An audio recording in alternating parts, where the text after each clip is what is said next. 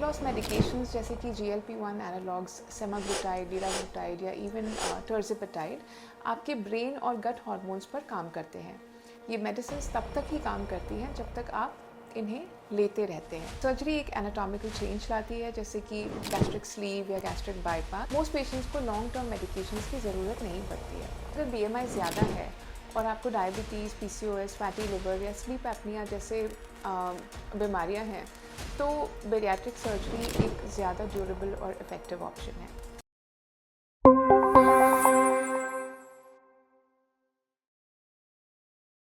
नमस्कार दोस्तों, मैं हूं डॉक्टर अपर्णा गोविल भास्कर और लैप्रोस्कोपिक सर्जन।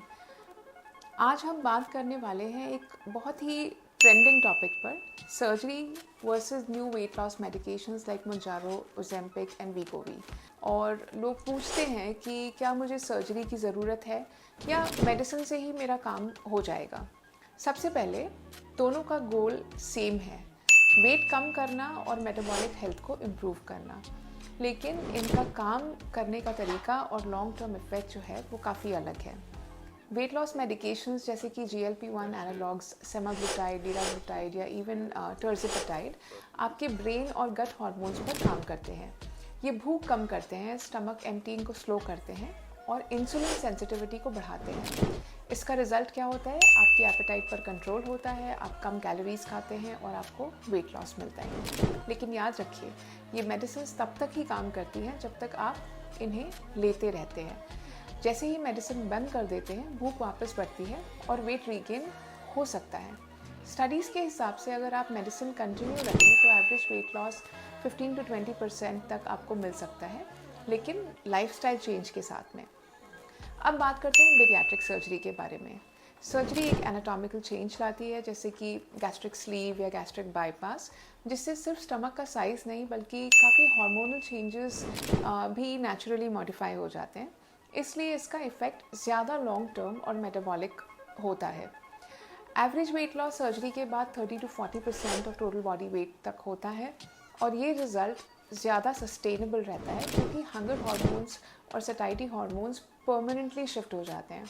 साथ ही diabetes, fatty liver, high blood pressure और स्लीप एपनिया जैसी कंडीशंस में भी काफ़ी रिमार्केबल इम्प्रूवमेंट देखा जाता है।